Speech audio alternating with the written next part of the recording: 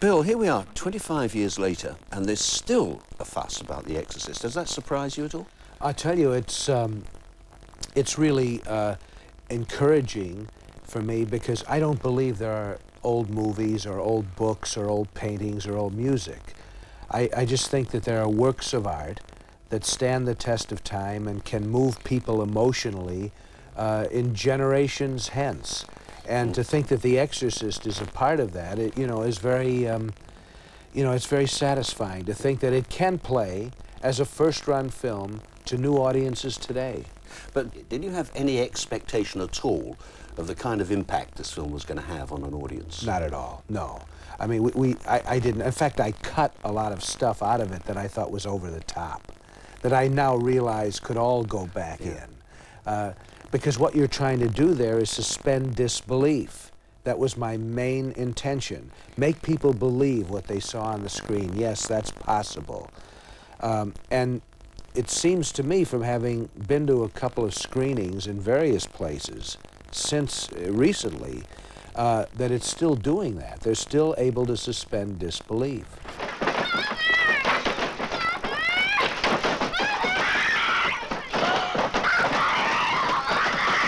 One of the great strengths of the film is that it takes its subject matter seriously. There's no tongue-in-cheek, is there? You know, right.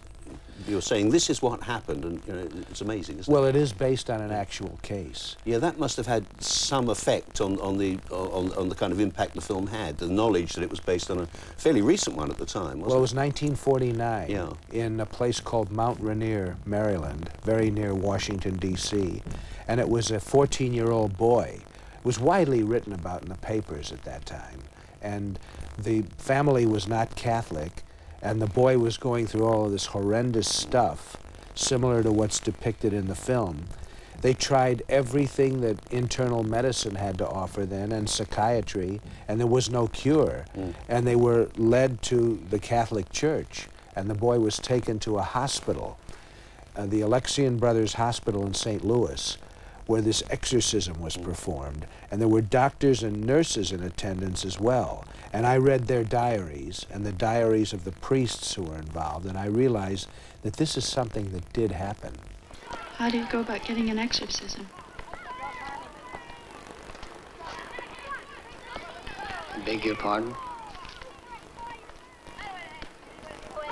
If a person's, you know, possessed by a demon or something, how do they get an exorcism? Well, the first thing, I'd have to get him into a time machine and get him back to the 16th century. I didn't get you. Well, it just doesn't happen anymore, Miss McNeil. Oh, yes? Since when? Well, since we learned about mental illness, paranoia, schizophrenia, all those things they taught me at Harvard. Miss McNeil, since the day I joined the Jesuits, I've never met one priest who has performed an exorcism, not one.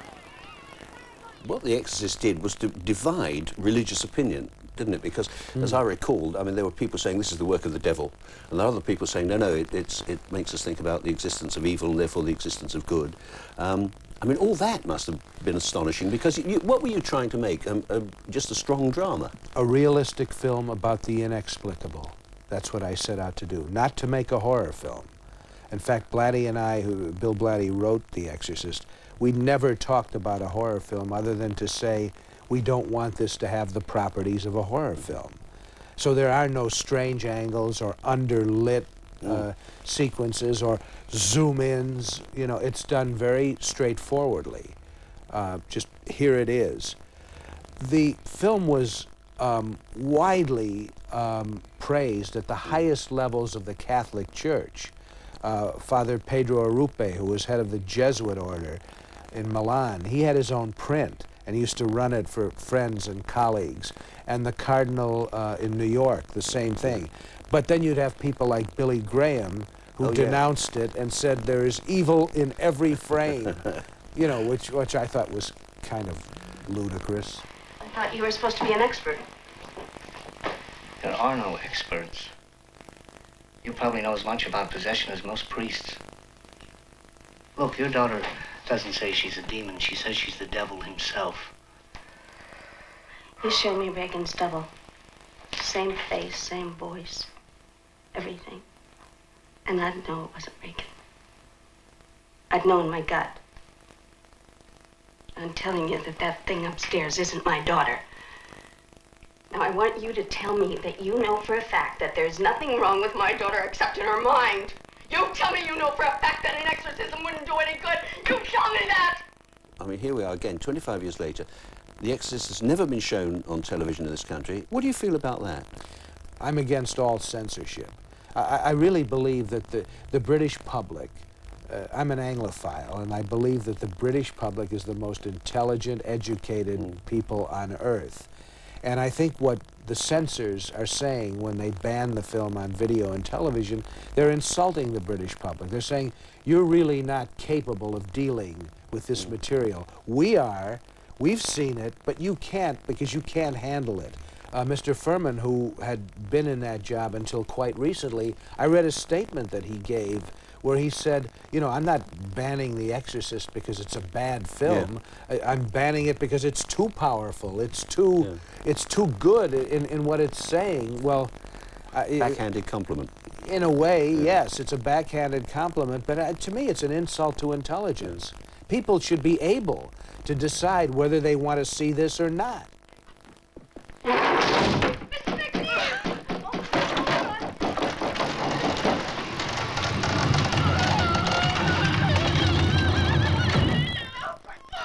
I mean, the special effects were kind of state-of-the-art at the time, weren't they? That's 25 years ago, and special effects have got, I mean, way out of sight since then. And I just wondered how much the special effects caused all the panic and the people vomiting and fainting in the cinemas. Barry, the most disturbing sequence in the film is the arteriogram.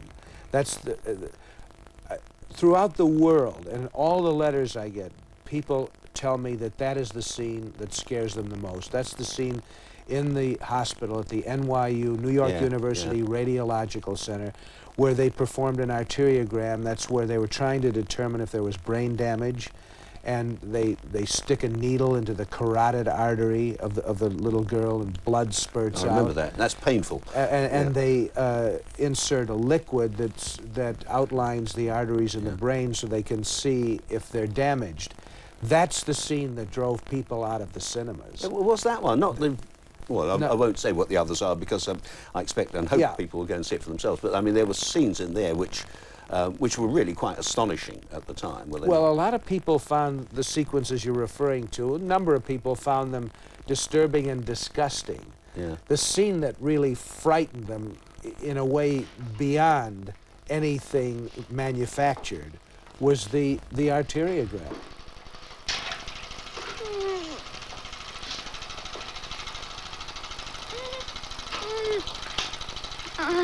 Hook up.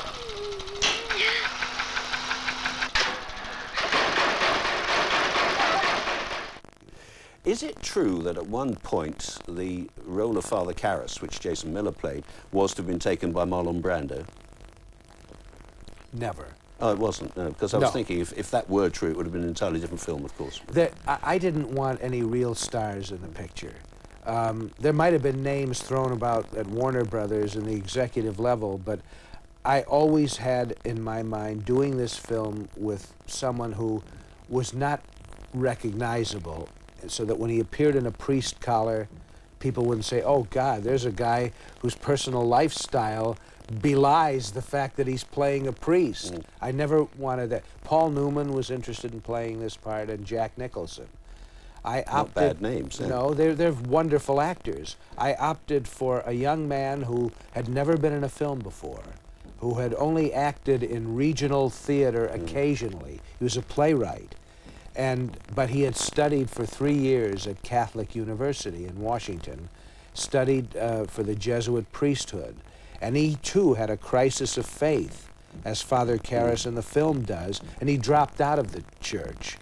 And when I met him and talked to him, I thought, well, this is my guy. Now what? Who are you? No one there. It's a language, all right. It's English. What do you mean, English? That's English in reverse. Listen. Give us time. Let her die. I am no one. I am no one. Fear the priest. Fear the priest. You had in it, too, a genuine priest, Father William O'Malley. And Father Tom Birmingham. Yeah. But is it true that to get a more realistic performance out of Father O'Malley, you actually struck him at one time? Yes, indeed. Shame on you, shame on you. Father O'Malley is a priest and not an actor. And he was in the scene where he's delivering the last rites to a fellow priest who is also his best friend. And I wanted an emotional response from him, not just the usual by-the-numbers last rites. And it was very cold that night. It was 3, 4 o'clock in the morning. We had done about 20 takes, and he was not producing the required result. And I had done this technique once or twice before. I took Father O'Malley aside, and I said, Bill, do you trust me? And he said, of course I do, Bill.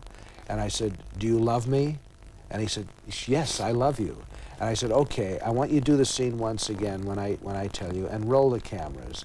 And they rolled the cameras, and I got him in a position, and I slapped him hard across the face. And of course, the shock of that, and the realization of what I had done and why provoked the emotional response. And that's what's in the film.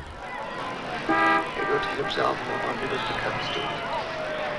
And he punches it. Exactly. What about Linda Blair? How did the film affect her? I mean, how actively was she involved in the really spectacular, frightening scenes? She had to do everything. Yeah. Even though some of the individual shots, I believe a total of 27 seconds in the whole film, is her double. You know, the odd shot here and there. But she had to do all of it. And the only way that I could make that work with Linda Blair was to make it a big game for her. So it was, to her, a game. She didn't fully understand at the age of 12 what was going on or what she was saying or doing. Mother, please! What is it? What's happening? Stop it, Mother! We'll make it stop! He's trying to kill you! All right, let's see what Keep away! The sow is mine. But I'll tell you what, you say you didn't want to make a horror movie. I saw it for the first time 25 years ago in this very cinema with about 4 people, quite late at night. And afterwards, I had to go outside and go to the loo, and you had to go up a staircase, an unlit staircase, and there was no light until you actually got to the lavatory and turned it on. I could not get back here fast enough. It's the only film that's ever scared me quite like that. Oh, that's wonderful. I'm very happy to hear that, although... But do you think it'll do that again? Well, it has been doing that. I mean, I've been getting this reaction from young people recently who have never seen it, who have heard of it by reputation and are prepared to scoff at it. And I think they're perhaps today getting more out of it because there isn't as much hype around it. I hope it has the same effect on them as it did on me when I first saw it here. But, thanks, Barry. Congratulations on the movie. You can see the British TV premiere of The Exorcist next Saturday night at 10 o'clock, both here on Sky Premiere and over on Sky Premiere widescreen.